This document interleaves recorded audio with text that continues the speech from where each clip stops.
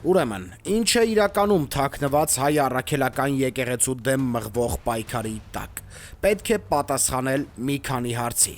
2016 թվականին ԱՄՆ նախագահական ընտրություններում որ կրոնական խմբի ձայների շնորհիվ ընտրվեց Դոնալդ Թրամփը։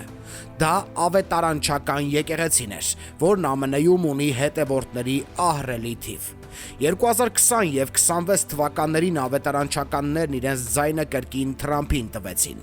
Հայաստանում ավետարանչական եկեղեցին նույնպես ունի մեծաթիվ հետևորդներ։ 90-ականներից սկսած հայ առաքելական եկեղեցու դիրքերը Հայաստանում թուլացան, իսկ վերջին սպարապետի նշանակած կաթողիկոս Գարեգին Բն իր կճոյաններով եւ կոմիտասներով ավելի հեղինակազրկեց եկեղեցին։ Ավետարանչական եկեղեցին լրացրեց Էջմիածնի բացը։ Անտեր մնացած ժողովրդին իրար մեջ արեցին տարատեսակ աղանդները։ 2000-ականների սկզբին վիճակն աղետալի էր։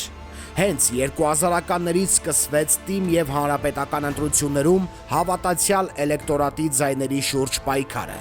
2018 թվականի Թավշյա հեղափոխության ժամանակ եւ հետագա ընտրություններում ավետարանչականները եւ աղանդավորները իրենց ձայնը հիմնականում տվել են Նիկոլին։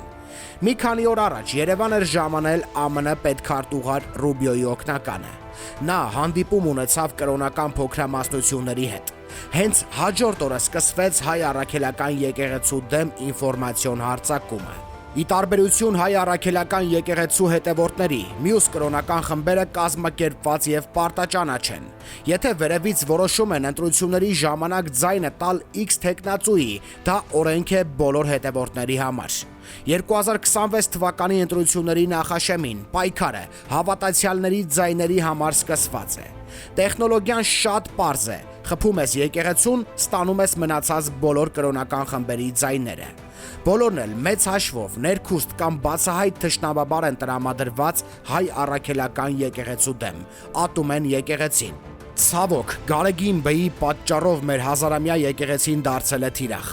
Անկախ ամեն ինչից, հայ առաքելական եկեղեցին մեր ազգային արժեհամակարգի կարևոր հենասյուներից է։ Հայապահպանման գլխավոր կառույցն է եւ անթույլատրելի է մեր եկեղեցու նկատմամբ ցանկացած ոտնձգություն։ Վատ կրոնավորները կգնան։ Եկեղեցին որպես համակարգ պետք է ամուր մնա։